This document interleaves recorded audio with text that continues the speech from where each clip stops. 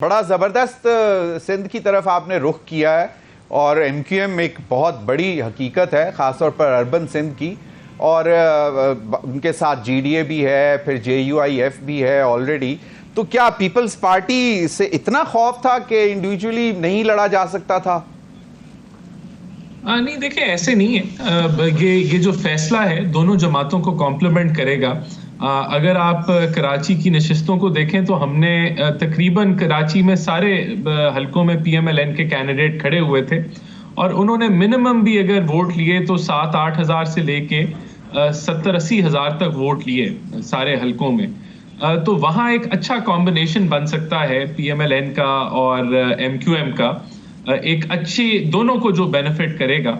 जिधर हमारा वीक है वहाँ हम एमक्यूएम के हक में खड़े हो सकते हैं। और वैसे भी देखें, बहुत सारा वोट जो एमक्यूएम का टूटा था वो पीटीआई में गया, तो इस दफा क्योंकि जो है वो वोट भी वापस एमक्यूएम लेगी, तो एक अच्छा कॉम्बिनेशन बनता है वहाँ।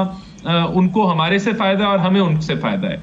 तो ये बिल्कुल हर पार्टी आजाद है कि वो अलहाक करे, और ये इतनी अनहोनी बात नहीं है देखें, और अननेचुरल भी नहीं है। मैं इसका बैकग्राउंड आपको बता देता हूँ। 16 महीने हम लोग एक कोalition हुकूमत में रहे, और जबकि बल्कि इसको अगर मैं ऐड ऑन करूं कि जब भी पीपल्स पार्टी और एमक्यूएम का मसला होता था कोalition के मुआहदे के ऊपर, जिस मुआहदे के आपस में जो इनका मुआहदा था, तो उसको पीएमएलएन ही हल करती थी। तो हमारे कोई ऐसा नहीं है कि मियां नवाज शरीफ आए हैं और एकदम से ये इत्तेहाद हो गया। बैकग्राउंड में बहुत सारी बातचीत चल रही थी, बहुत सारे राब्ते थे, बल्कि पिछले 16 माह में बहुत सारे राब्ते बड़े स्ट्रेंथन हुए।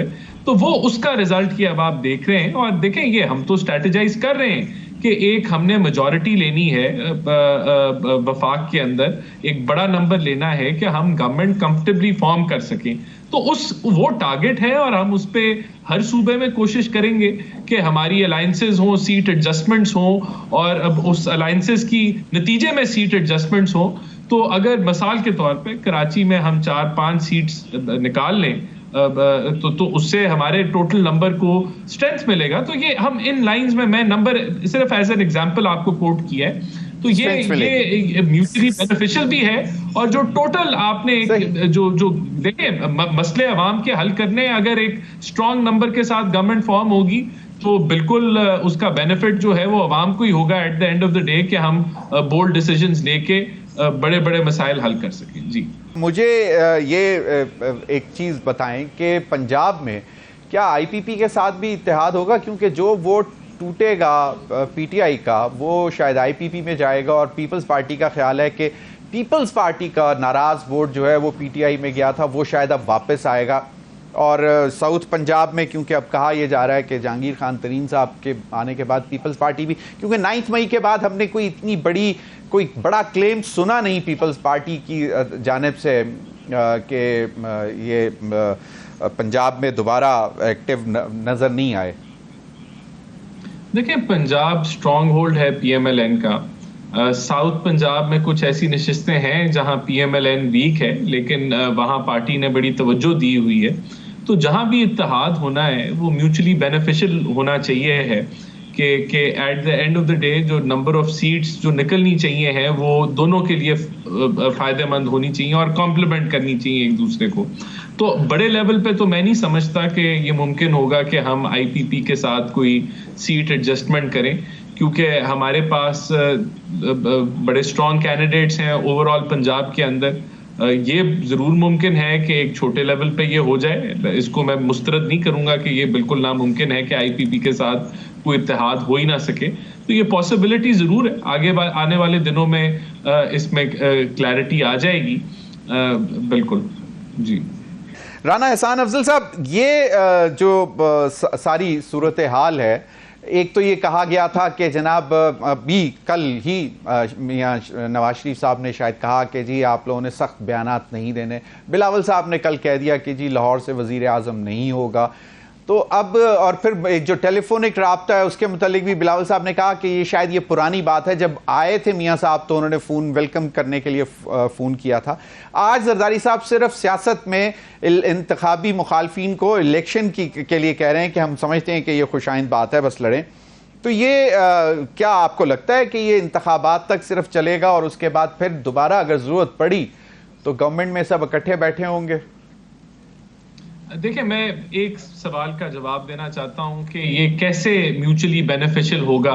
आपको दो हलकों की मिसाल देता हूं। इसमें NA 249 वो हल्का था जिसमें शहबाज शरीफ साहब को लगभग 700 वोटों से हारे। हम नंबर 2 आए शहबाज शरीफ, और फैसल वाडा साहब जीत गए। अगर MQM के वोट्स आप PMLN की तरफ डाल दें, MQM ने तकरीबन 13,500 वोट लिए, तो हमारी जो लीड थी वो तकरीबन 13,000 वोटों की उस हल्के से हो जाती है। इसी तरह एक हल्का है NA 252, उसमें आफ्ताब जहांगीर साहब जीते PTI से, और MQMP के जो है वो नंबर 2 पे आए। PMLN के वहां 6,500 वोट है, तो अगर वही आप MQM को वोट दे दें तो वो वहां से MQM जीत जाती है।